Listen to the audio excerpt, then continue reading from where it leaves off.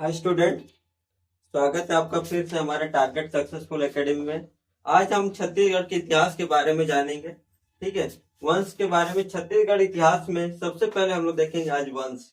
सबसे पहला वंश देखेंगे हम लोग नल वंश से शुरू करते हैं। जो इम्पोर्टेंट है मैं उसको ही बताऊंगा सिर्फ। ठीक है।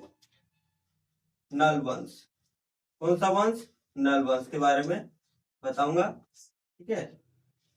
आज हम लोग का टॉपिक क्या रहेगा? नल वंश। छत्तीसगढ़ का इतिहास में नल वंश। इसका शासन क्षेत्र कौन सा है? शासक क्षेत्र। शासक क्षेत्र क्या है इसका? दंडकारण्य। दंड कारण्य। शासक क्षेत्र क्या है? दंड कारण्य। ठीक है। इसकी राजधानी क्या हुई? नल वंश की राजधानी, इसकी नल वंश की राजधानी भी आपका पुष्करी।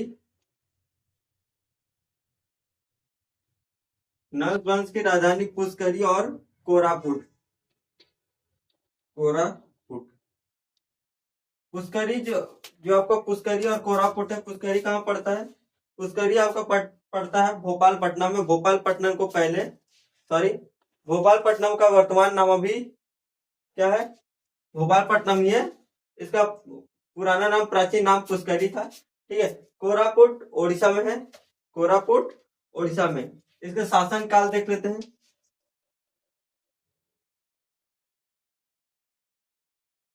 शासन काल इसका क्या है? शासन काल कब से कब था? लगभग लगभग 5वीं शताब्दी से लेकर 12वीं शताब्दी तक था। ठीक है। इसका शासन काल क्या था? 5वीं शताब्दी से 12वीं शताब्दी तक। इसका समकालीन वंश, समकालीन वंश, समकालीन वंश इसका है वाकाटक वंश। वाकाटक वंश। समकालीन वंश क्या है? वाकाटक वंश। ओके, इतना आप लोग नोट कर लीजिए। अब देखते हैं हम लोग उनके जानकारी स्रोत कहाँ कहाँ से मिले हैं। जानकारी के स्रोत, मेरा डस्टर। जानकारी के स्रोत देखते हैं। ज्यादा नहीं है, 5 लिखना है, ज्यादा नहीं लिखना है। जानकारी के स्रोत। जानकारी के स्रोत। जानकारी के स्रोत में अपन देखेंगे सबसे पहला रिद्धिपुर। रिद्धिपुर ताम्रपत्र।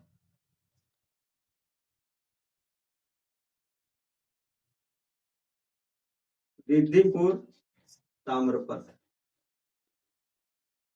ठीक है। रिद्धिपुर ताम्रपत्र, ये पहली जानकारी है जहां से नल वंश की जानकारी प्राप्त होती है। फिर पोड़ागढ़ अभिलेख। पोड़ागढ़ अभिलेख। पोड़ागढ़ अभिलेख। तीसरा आपका आता है केसरी बेड़ा ताम्रपत्र। केसरी बेड़ा ताम्रपत्र। चौथा में आपका आता है पंड्या पाथर, और पांचवा में आएगा आपका राजिम शिलालेख। पंड्या पाथर लिख लीजिए। चौथा में क्या था? चारों में पंड्या पाथर। पंड्या पाथर। और आपका पांचवा क्या था? राजिम शिलालेख।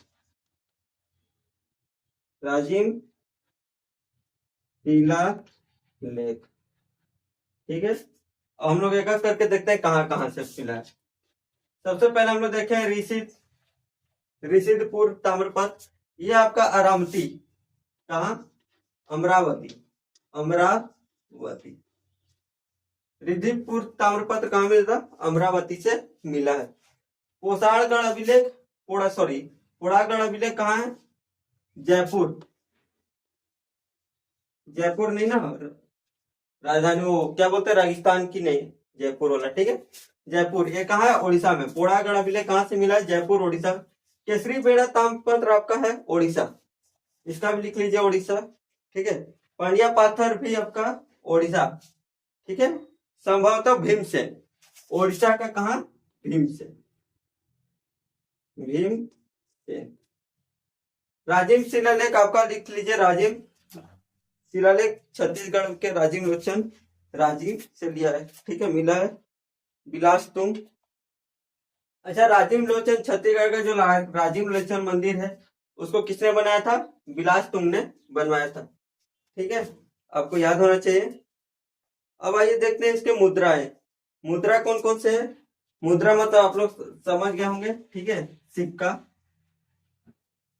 मुद्रा में आपको देखते हैं, मैं बताऊं जो जो इंपॉर्टेंट होगा मैं उसी को पढ़ाऊंगा। इस वंश के 3 शासक द्वारा स्वर्ण मुद्रा जारी किया था। कौन शासक? 3 शासक। कौन कौन सा? वराराज, वरा, पहला शासक वराराज, दूसरे हैं भवदत्त वर्मन, भवदत्त वर्मन, भवदत्त वर्मन। तीसरा में आता है आपका अर्थपति भट्टारक, अर्थपति भट्टारक, ठीक है। ये 3 शासक है जो क्या था, मुद्रा के जारी किए थे, स्वर्ण मुद्रा जारी किए थे, ठीक है। स्वर्ण मुद्रा मतलब सोने के सिक्के। और हम देखते हैं इसके प्रमुख शासक। प्रमुख शासक का नाम लिख लीजिए, बहुत इंपॉर्टेंट है। प्रमुख शासक, यह पूछता है, ठीक है, एग्जाम में। सबसे पहला है शिशुक,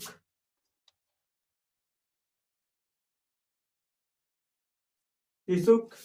शिशुक के बाद लिख लीजिए आप व्याघ्रराज, शिशुक के बाद व्याघ्रराज, व्याघ्रराज के बाद आपका लिख लीजिए वृषभराज, वृषभराज नहीं, वृध्वज नहीं, इसको छोड़ दीजिए, जो इंपॉर्टेंट उसको। वराराज, वराराज, वराराज, ठीक है।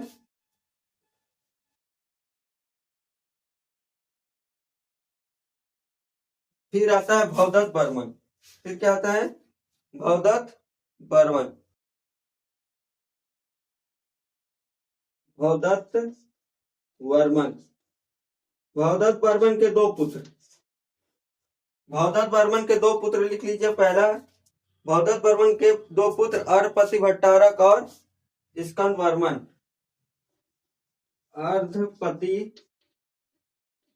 भट्टारक और स्कंद वर्मन, स्कंद वर्मन, ओके, इनके 2 पुत्र थे। तो इनको उपाधि मिला था किसको? सबसे बड़े बेटे अर्धपति को कौन सा उपाधि मिला था? भट्टारक उपाधि, ठीक है, इसीलिए इनको बोला जाता है अर्धपति भट्टारक, ओके। अब लिख लीजिए नेक्स्ट, अर्थपति भट्टारक हो गया आपका, ठीक है। स्कंद वर्मन। अब स्तंभ राज, अब क्या लिखेंगे? स्तंभ राज, स्तंभ राज। मैं इसका नोट आपको पीडीएफ नहीं, फोटो भेज दूंगा, डिस्क्रिप्शन लिंक में होगा, जाके देख लीजिएगा, ठीक है। स्तंभ राज, फिर नंदराज, नंदराज, स्तंभ राज और नंदराज। फिर लिख लीजिए पृथ्वीराज, फिर क्या लिखना है? पृथ्वीराज। पृथ्वीराज के बाद आएगा आपका विरूपाक्ष बिलासतुंग, विरूपाक्ष, विरूपाक्ष, विरूपाक्ष। फिर आएगा बिलासतुंग, बिलासतुंग। बिलासतुंग ने मैं बताया था अभी पिछले में कौन सा मंदिर निर्माण करवाया था? राजीव लोचन मंदिर। फिर लिख लीजिए पृथ्वी व्याघ्र, पृथ्वी व्याघ्र। ये व्याघ्र दूसरा है ना, ये व्याघ्र आज दूसरा है, ये पृथ्वी व्याघ्र दूसरा है, ठीक है। फिर आएगा आपका भीमसेन, भीमसेन, ठीक है। फिर आएगा नरेंद्र थवल, नरेंद्र थवल। ये कौन थे नरेंद्र थवल? अंतिम शासक, इस नल वंश के अंतिम शासक। और सबसे पहला शिशु कौन थे? सबसे प्रथम शिशु कौन थे? संस्थापक, नल वंश के संस्थापक। प्रश्न आपसे पूछ सकता है कि नल वंश के संस्थापक कौन है, तो शिशु। और नल वंश के अंतिम शासक कौन है, तो नरेंद्र थवल। ओके, इसके इंपॉर्टेंट है, ठीक है। तो हम लोग इतने देखेंगे आज, मिलते हैं हम लोग नेक्स्ट क्लास में। और अगला नेक्स्ट क्लास में हम लोग पढ़ेंगे बाण वंश के बारे में। ओके, इसी तरह बाण वंश को भी हम लोग पढ़ेंगे, इंपॉर्टेंट चैप्टर। फिलहाल नल वंश है, आप इतना याद कर लीजिएगा, आपके लिए बहुत है, ठीक है। एग्जाम के हिसाब से देखा जाए तो इतना काफी है। और